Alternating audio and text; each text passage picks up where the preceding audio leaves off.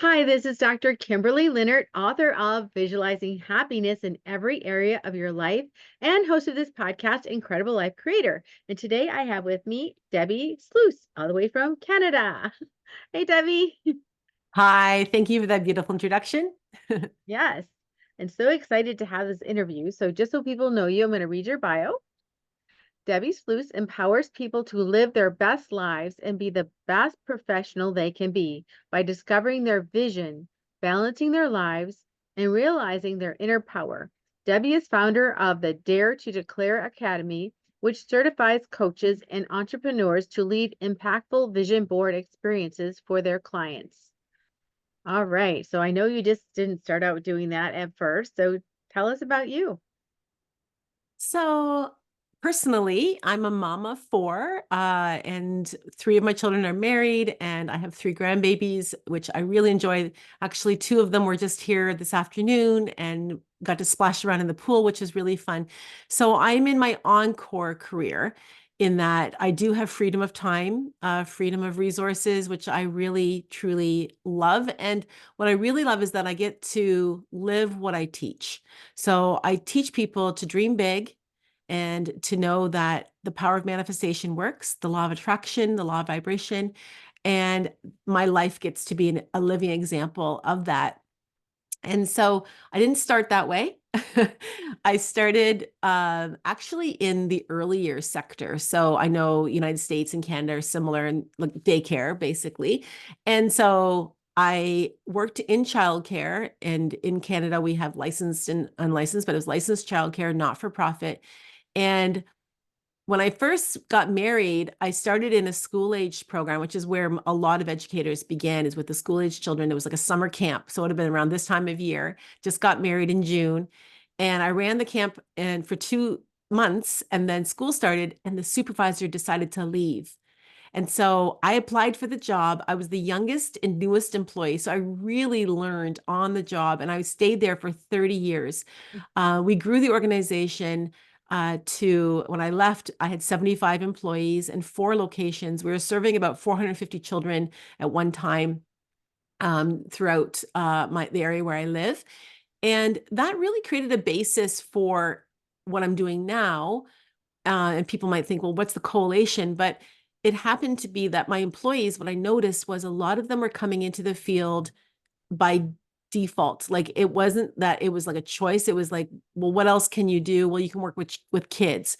And so that's not a great recipe for a great employee or for them to have a great experience when it isn't their passion. And so I was doing a lot of coaching. I was also doing a lot of professional development. Our childcare was chosen as one of and seen as a leader within the province for the curriculum and the way of being that we were with children. And so I got to do public speaking. So all of that culminated into me feeling like I was really meant for something bigger. So I'm a Christian, so I just speak in this way. Like it was God giving me a real nudge, but I just didn't know what it was going to be. And so I started to explore like what was possible, what were my talents. And as I said, I was doing public speaking, I was running workshops.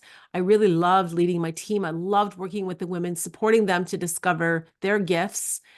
And so I discovered vision boards. Now, this is only, I opened my doors in 2018, so 2017. So we're only going back like 7 years ago, but I had never created a vision board myself. As a Christian, like I said, it really wasn't within my culture or things that we really talked about in that way. And yet I do know it's very scriptural actually to create a vision board. But so I started to research, and I found Jack Canfield. So he wrote Chicken Soup for the Soul. That's how he made his fame. And then he wrote the Success Principles. So he is now a leader in personal development. But he really is a leader in vision boards. And so I started to follow his work. And then I discovered works of others. But I really also incorporated what I knew around children and brain development and how important those first 5 years are, and how when they don't have the love and attention they deserve, that's when, and if anybody's watching the movie that's out right now, the Inside Out, or like those beliefs take hold that we have to spend so many years digging out. And so I had been on the other end where I wanted children to not have to have therapy when they became adults to create an optimal childhood of play. But in this case, I realized that there was so much work to be done, especially for women. And so I created my company called Dare to Declare. And it's really aged like beautiful wine. Like it's just matured. I love my company's name. It just has so much more meaning even now as women declare their truth, declare what it is that they want for their lives. And in some cases, like for the first time where they're declaring like my needs are as important as your needs. And it's just so powerful, the work I get to do. So yeah, I don't know if you want me to pause there, but that's kind of where I got to be working with vision boards. Beautiful. So not everybody knows what a vision board is. So why don't we start there? Sure. So a vision board is actually not just something that is virtual. In my case, I'm really old school, and so people think vision boards are a new concept. Some people think that it's just no. It's been around since the 80s, and it's a physical board, like a foam core board, is what I recommend that you can get at the dollar store that has some stability to it, and you put images on there of what it is that you desire to attract into your life. I do recommend that you have at least 2 or 3 areas. I actually give my clients 7 areas that they can dream into, because how we do something somewhere is how we do it everywhere. So if you're just solely focused on business, then perhaps your relationships will suffer. Or if you're just, really active about your health, then maybe your business will suffer. So it's like we want to have all aspects of your life, because that's who we are as a person, is this whole person. And that you focus in on what is that future version of me. So the way that I see a vision board is it's a reflection of your self-image. So who do you decide to be? Now that's different than if you have had any relationship with a vision board before or seen them on Pinterest. Even people that are doing this work with personal development have shied away from it because they think it's a very materialistic endeavor where it's just about stuff. Mhm. But at the core, if you're doing it in the way that it's meant to be delivered, it's much more than that. And it really has to do with who do you get to be, the best version of you. And so I actually encourage my clients to put a photo of themselves in a prominent place on the board, so that it's not just floating stuff like, you can certainly put, we were talking earlier, the 5-star hotel, you can put like you can put the luxury vehicle, you can put all those things on there. But do you see yourself in that hotel lobby? Do you see yourself driving with your partner in that beautiful luxury car? Because otherwise it's true, it's just stuff. So it's really to be connected back to you. So it's images, it's about your future version, but bringing it into, and this is another piece of it, but bringing it into the present tense. Beautiful. And that is true, because I know in the past when I've done vision boards, I haven't done it with you, but I did have been doing vision boards for maybe 20 years. I don't know, for a long time. And, those pictures aren't really, it's not necessarily exactly what I want, but it represents what I want. So, it might have a picture of 2 people, on the beach, heads close together, like having a nice conversation or something. And it's peaceful and I love beaches. So even though that's not a picture of me in there, it represents in my mind what I want. That's right. And the piece that you said as well is, and actually, if you just noticed, if anybody goes back and rewinds this, your energy went up as you spoke about it. You smiled. I could feel the good energy, even as in your mind's eye, I could tell you were picturing that with, like, you were detailed too about the heads together. And that's the key, is that you have an emotional connection to the image so that you can feel what that's like. So I think about, like, like when you go on vacation, for example, if you think about, I call myself vacation Deb. Like there's a difference between vacation Deb and regular Deb. And so vacation Deb, she is like not pushing the snooze alarm. She is like, excited before she even goes to sleep at going to bed at night. She's got her bags packed, and like the alarm goes off and she's like, up, let's go. And as we get into our vehicle, my husband drives a pickup truck. As we get into, say, his pickup truck and we're backing out of the driveway, I'm already in vacation mode. I'm singing. I'm like, I can picture a drink in my hand. Mhm. Now, I am still in Ontario, Canada, where when we do these kind of vacations, it's usually snowing. There's no warm beach. There's nobody serving me, giving me a drink.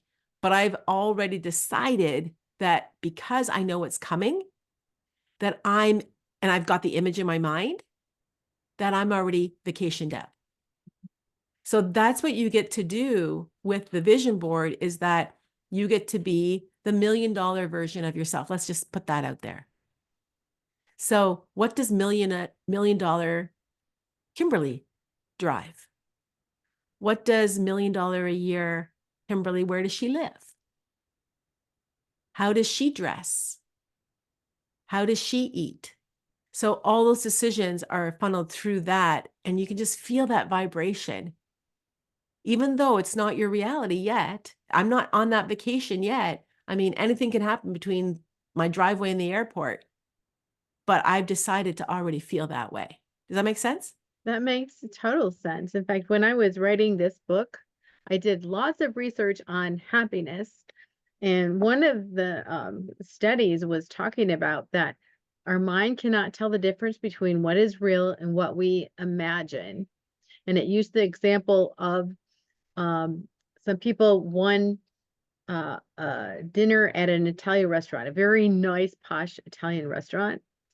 And they were given the choice, you can go tonight, you can go in a week, or you can go in 2 weeks. And most of the people actually chose 2 weeks.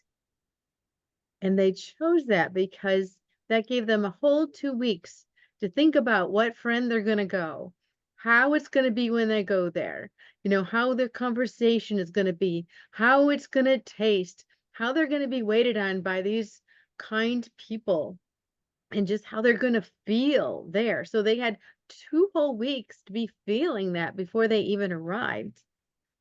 I love that. I hadn't thought about it in that way. That's so true. And the joy is in the journey. Mhm. And I teach that as well, where it's not about waiting for that full vision to manifest. So it's not about the actual dinner in this case, like the vision of the Italian dinner. It's Mhm. about, the anticipation, the gathering of the friends. Maybe you get to invite people and you get to send out the invitation, and then you get to think about, well, what are you going to order? Well, I don't know, like what wine should we have with it? That already, those are like goals along the way that are like small steps towards the vision. And that already is giving you the same feeling as the finale.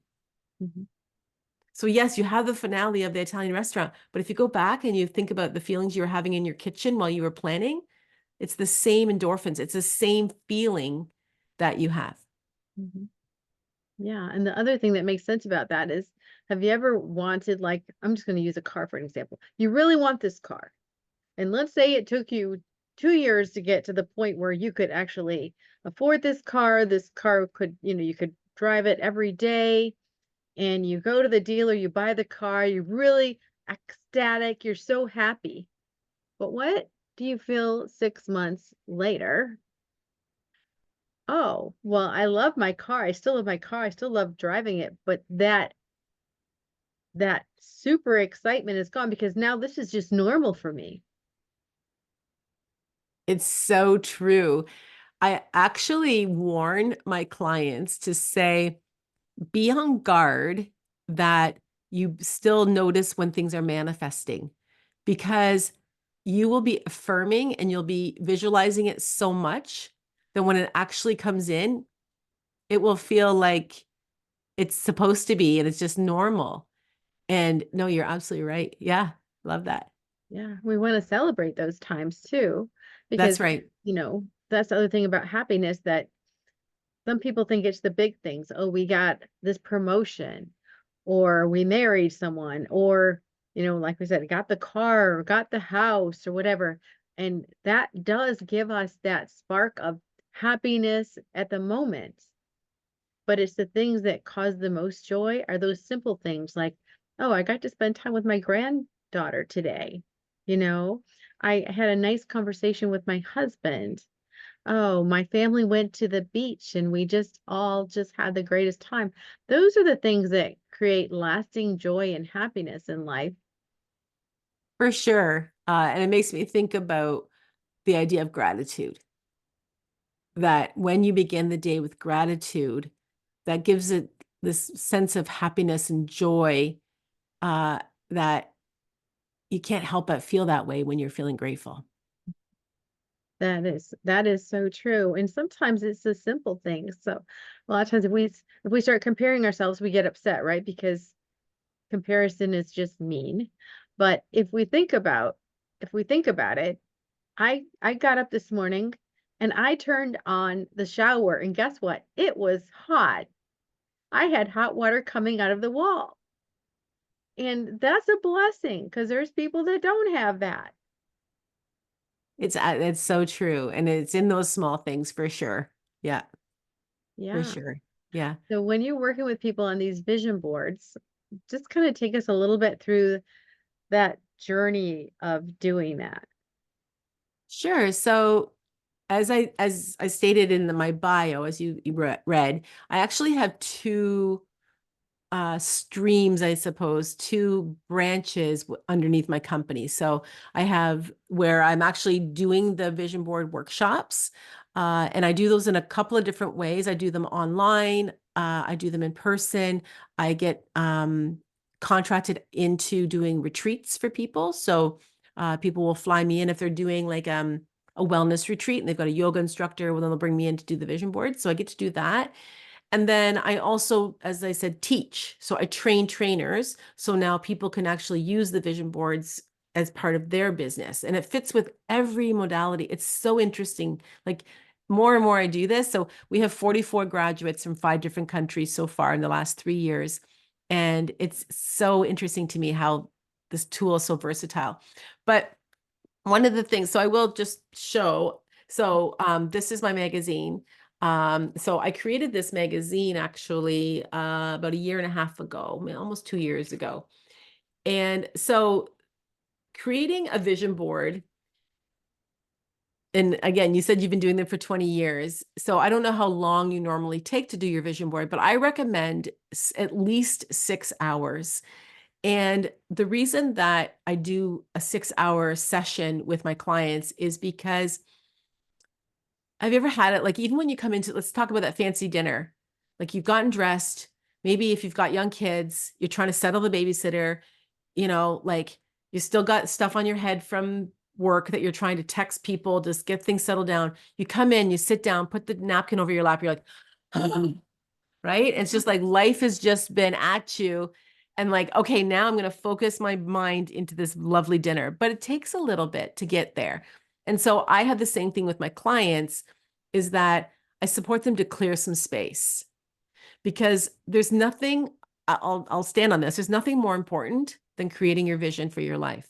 Like it's the new spa day Mhm. because we are all attracting all the time. So we are like walking magnets. Most people in the world are unaware of that. And they're just like, I don't know why I attracted this good thing, but this good thing happened. Or, oh my goodness, I'm always attracting bad things. Or, that person is just always got so much drama around them or, things like that. But we are all walking magnets.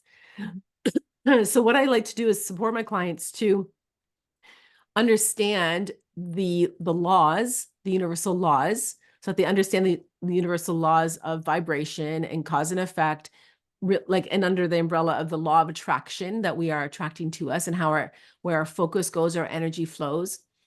And we do some exercises just to warm them up to what I call open up your right brain. So that's where creativity lies. Because as adults, my 20 something kids will say, I'm adulting today, like that's where the left brain is like, I've got to, do the math. I've got to be reasonable. I've got to think with logic. And we often let go of our playful side, which is where our right brain is. And what I like to have with the vision board experience is a balance of both, but more probably leaning into the right brain because we really kind of let that go. And especially rushing into a workshop like this, just, being playful most adults have forgotten how to be playful. And so uh, using paper is a big part of my experience versus just being digital, because there is the playfulness about it. In Mhm. addition to that, it also supports the trust that the right images will reveal themselves versus just Googling an outcome. So that's another component to our process, our proven process that's probably unique. And then we also talk about things that may be holding people back, that, what am I pretending not to know? And so what is it that I'm thinking about that's holding me back, that I'm thinking about money, that I think about work, that I think about relationships. Like, so we just do some uncovering around some of those beliefs, because this is a quote from me, but you can't build a vision on a garbage dump.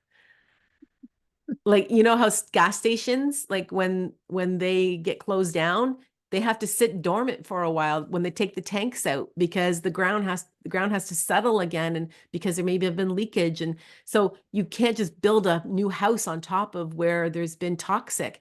We've got to uncover all of that and then build the vision on, back into your mind. So we do some uncovering with that. And then it's really the exploration.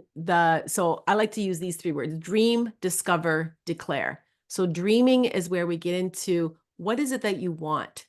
So for many women, especially, that's not a question that they've really asked themselves. They've asked their spouse, they've asked their kids, they've asked their employer. But when you say, what do you want? It's like, I don't actually know. I've never really thought about that before. And so discovering what it is that they want, and then a number of other exercises, like I said, that we drill down to that. And then it's time to just explore the images. If you're in my personal studio, I actually have, this is actually a photo of my studio on the back of my magazine and here. So I have a studio specifically built for vision boards here in my hometown, and I have hundreds of magazines.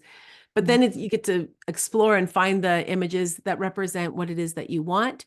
And then I give a lot of protocols on how to construct a board. Now, one of the ones that really distinguishes a Dare to Declare vision board compared to others would be that I recommend people leave white space so that they don't make a collage.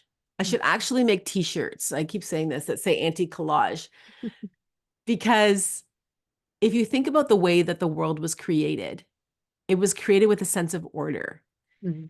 We know this because look at during the pandemic, when humans stopped driving their cars, started racing boats through canals and all these things, wildlife came back. Mhm. And so there is a sense of order in the way that the world was created. And so I don't understand why people insist on having chaos on their vision board that's supposed to provoke focus and to create intention for their life. So I really recommend that there be like margins, just like you have in a book where you have breaks for your mind and for your eye, that it's not like run-on sentences, and that just like your book, I'm sure, has margins, and so that the eye has a place to rest. And so that's a big distinguishing factor. And then I support my clients to create an affirmation, and that is a positive statement that's specific and brief about, and I like to have it be more about a goal, so it's measurable as well. So you're taking one of the visions off the vision board and breaking it down so that you've got an affirmation. And both Jack Canfield and Bob Proctor, who are both in the movie The Secret together, they use this protocol. I'm so happy and grateful now that, and then you'd fill it in.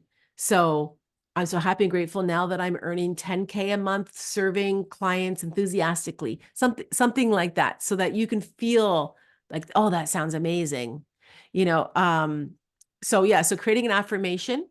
And then the last would be declaring what it is that you really want for like your vision board. So stating it as though it already is. Yeah. Yeah. Beautiful. Well, I love that. And I love that you made that magazine, because Yeah.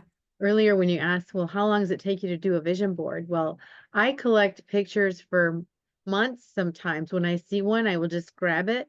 But sometimes you can't find the ones that you want to represent what you want.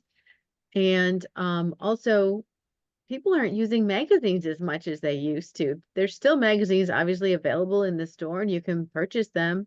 But, it used to be in every waiting room there was magazines. Now everybody's on their digital devices. They don't leave magazines in the waiting room. So it's harder and harder to find those pictures that you want. So I love that you did that magazine where people can like kind of use something that's already ready to go and it's common to a lot of people, the pictures. Right. Yeah. And that's the thing. So I've based it on the thousands of clients that I've worked with. And so it's representational of choices that my clients have said that they actually want for their vision board. And yeah, and it represents, like I said, the seven life areas. Yeah. That's beautiful. The other thing I like about that you're physically doing the board as opposed to digital, you know, just I'm going to go into science here for a second. But my background's in behavioral optometry, so I worked with people in a therapy center, and people learn the most and create the most brain pathways when you integrate everything, vision, sound, and the touch.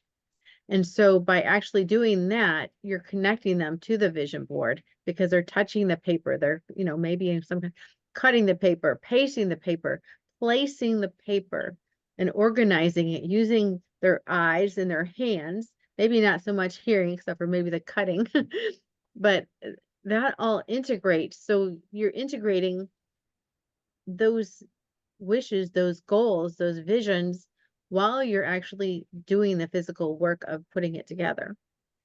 Yeah, I love that you've caught that piece of it, because the other piece that I recommend to my students who are in the academy is that when they offer an in-person, which is something you can't necessarily do online, but that we fire up the senses. So I encourage to diffuse oils Mhm. as they have the experience. We also, you talked about the sound, but we play music. So, and there's this, and I actually have a playlist that I give to my graduates to say, for some reason, the cello is very soothing. We use like popular covers, being instrumental. And so, yeah, so it's interesting that you've brought that up, but that is definitely a piece of the whole experience. Yeah. Mhm. And that's going to make things move in the direction that you want it to go because all of a sudden it's part of you. It's part of you. So your mind is there, your senses, your body is there, and it's much easier to manifest things that way. Absolutely. Yeah. Yeah. So most people think about a vision board in these three words. What do I want to have? What do I need to do to have that stuff? And then someday I'll be happy. Mhm. And so I flip it on its head where it begins with the being. Who do I get to be? Mhm. And so I love that you've thought about all the senses and that they actually invite that feeling into their body as they're choosing their images as well. And then what do I get to do, which is like more of the goal setting. Mhm. And then the have just shows up when we're in that state of being, which is being grateful, taking 100% responsibility, all those ways of being. And then the doing, which is just one step in front of the other, doing consistent action every day. Then what shows up is what manifests is usually bigger and better than what you expect. Mhm. Yeah. I experienced that. So when you're working with people, how do you lead them into using their intuition? Because like you said, so many people, they don't even know what they want. So how important is intuition, that feeling of, oh yeah, this is what I want? So I believe that we all have an intuition. It's just that whether or not we're listening, and it takes practice. And I love what you talked about earlier about the celebration. So, which is also like acknowledging it. So acknowledging like, oh, that was just my intuition. And oh, good for me for following my intuition and look at the results. Or look, this was my nudge. I didn't follow it. And then look at my results. And if I want to change, I need to listen to my intuition. So one of the ways of doing that is by listening and meditating. And I have to say, it's something I'm still working on, but I am much more in the practice of asking. So these three words also summarize the process of the vision board uh, construction is ask, believe, and receive. So ask for what you want. And so if you are at a crossroads, like what school should I go to? Or what should I keep going with this job? Or should I leave my full-time job or this relationship? Simply ask like out loud as though there's someone, and because there is someone listening, I believe as a Christian, again, I believe that, but you're also moving energy but you will receive an answer.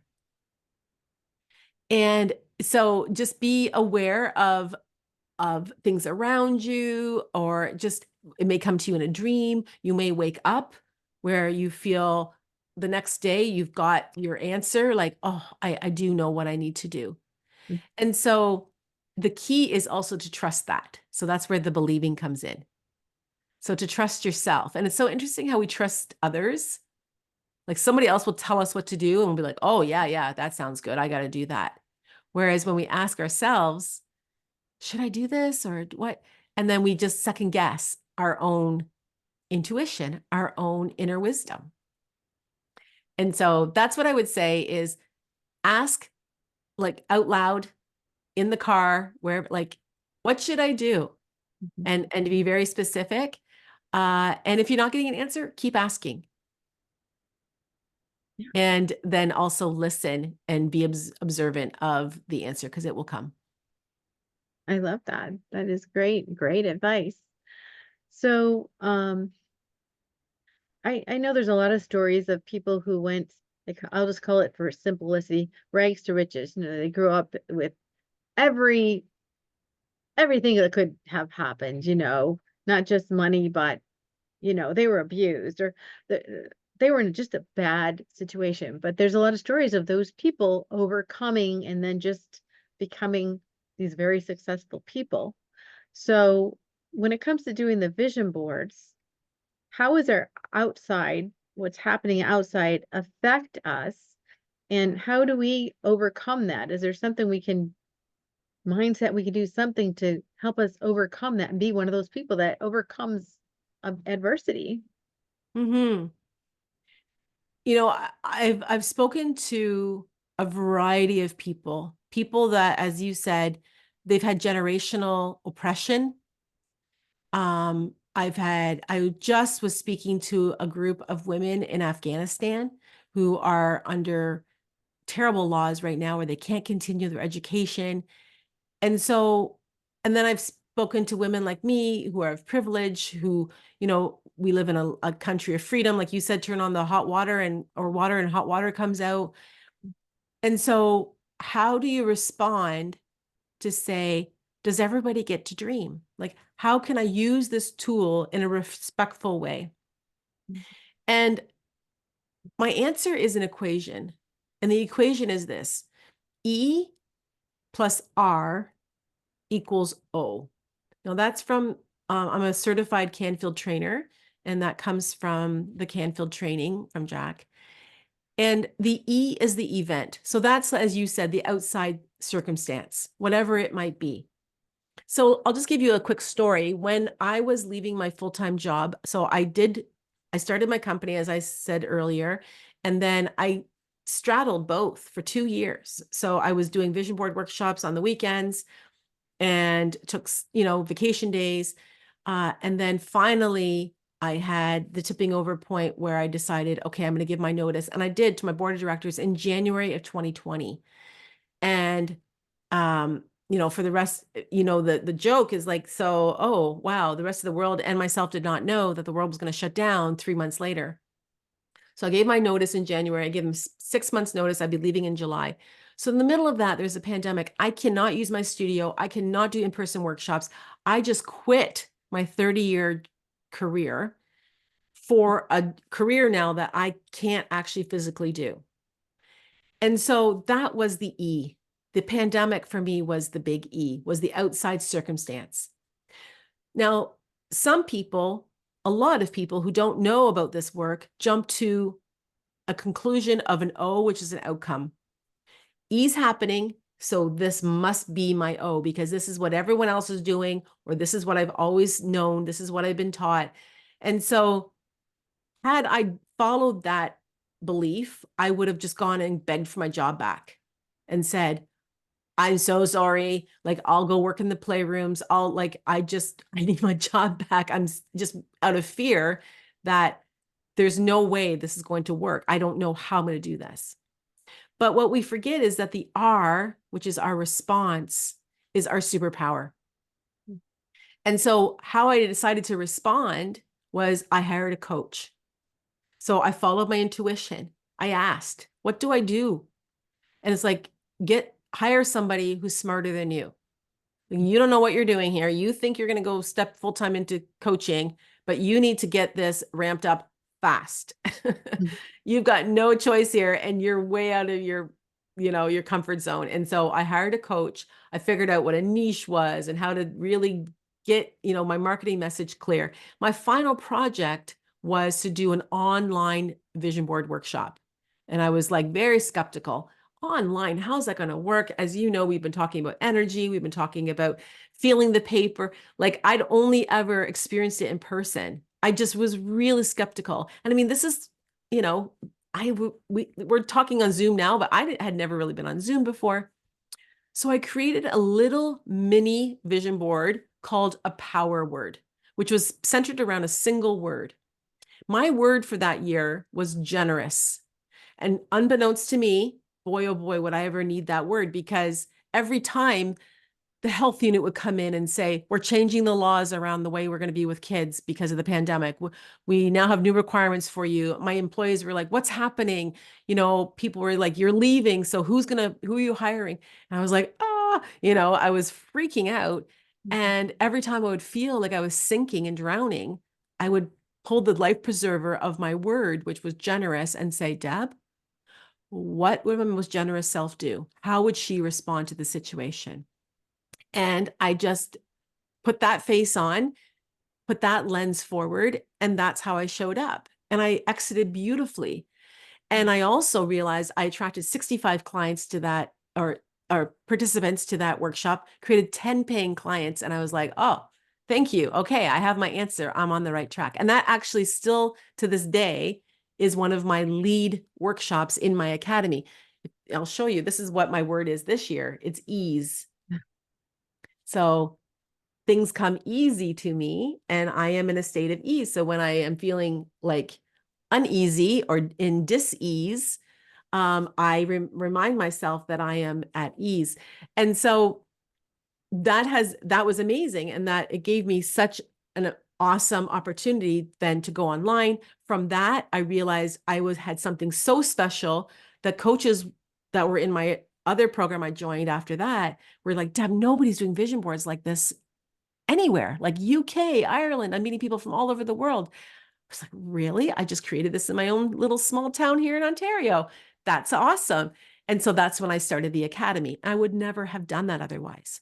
So to answer your question, E is the event, O is the outcome, but your R carries much more weight to your outcome than the E does. And when you're intentional about it and positive, and creating it like a power word, which is a really great way to keep yourself as a lighthouse focused on your way of being, the external, whether you're in Afghanistan or whether you're a marginalized group or whether you are someone like me who's switching jobs, that always works, that equation, always.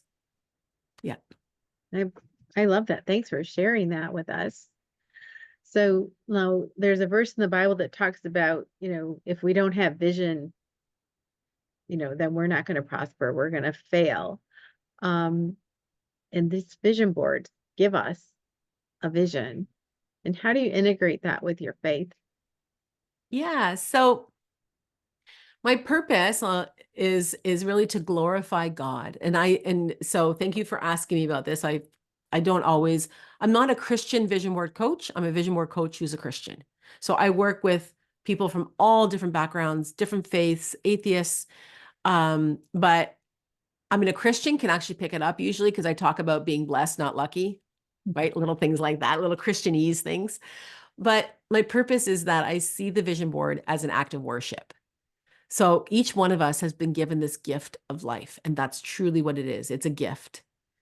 And now for me, I'm adopted. And so I was adopted at 5 months old.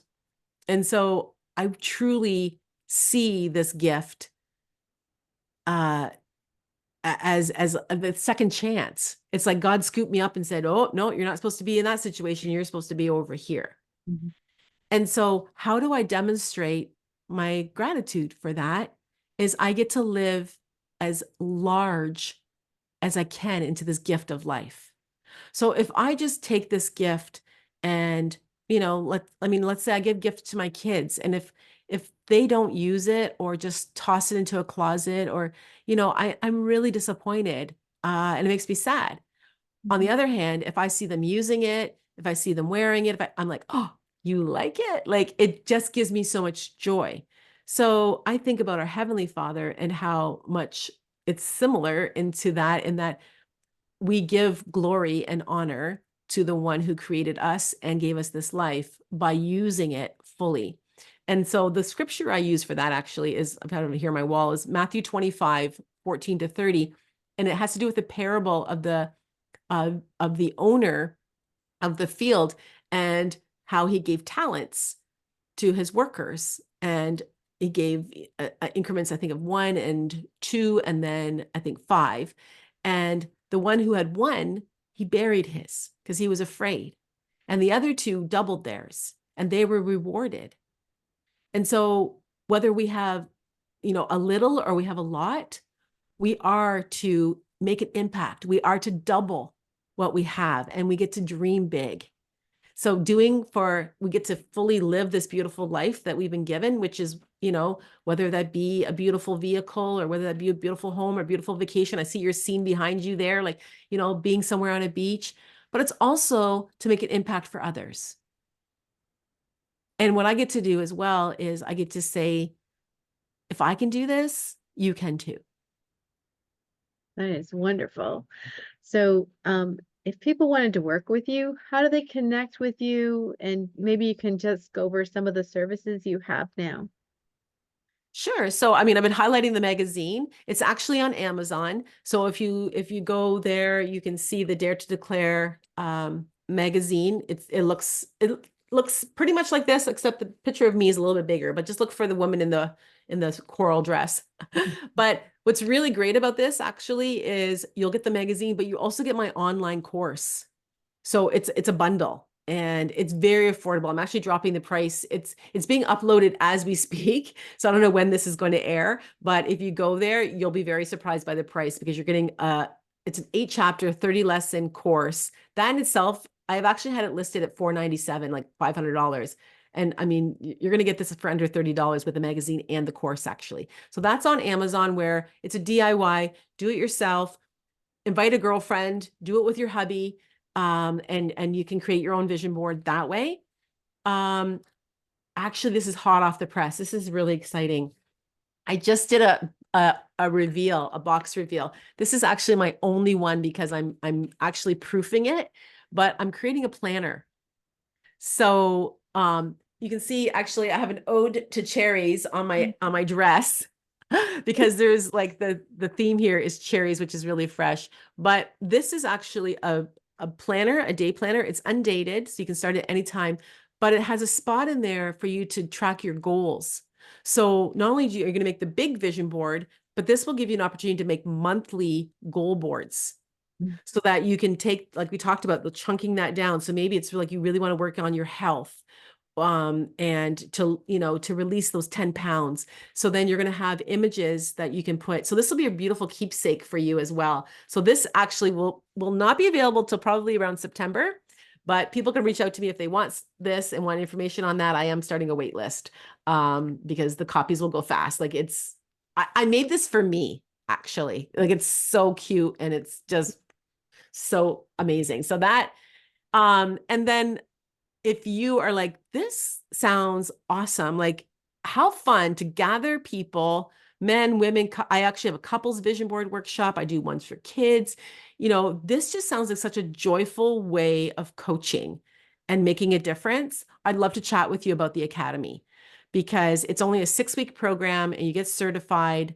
I give you all the tools. It's a business in a box. And so everything's white labeled.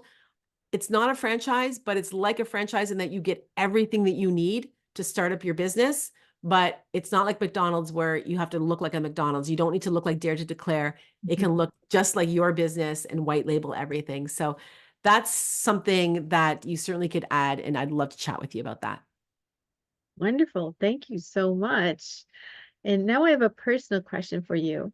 What gives you the most happiness and fulfillment in your life at this point?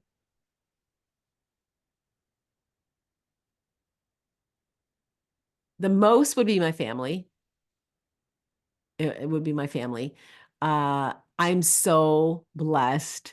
My 4 children all live within a 10-minute drive of me. My one son still lives at home, and then my other 3 adult children, and one just moved back. He was across Canada, so it was like a 4-hour flight. He just moved back to this area. So I feel very, very blessed for that. They come to my house every Sunday after church, and we have lunch together.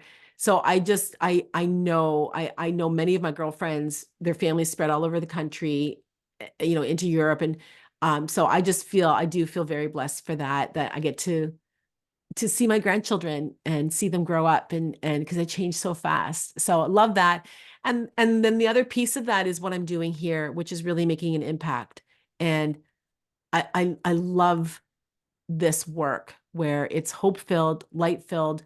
Mhm. And I recently developed this mantra that when I shine bright, others can't help but shine brighter too. And so I just get to shine bright in what I'm doing. And I know that I'm attracting the right people and supporting them to shine their brightest as well.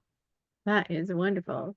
Well, thank you so much for being on the podcast today and sharing your wisdom and insights. I've just really appreciated it. I feel like you've got me all revved up here. It's just been super fun. Yeah, so I have one last question before we finish. What is your best advice on living an incredible, amazing life?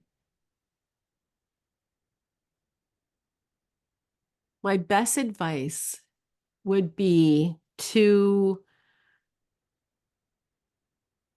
discover your purpose, which is more like your why.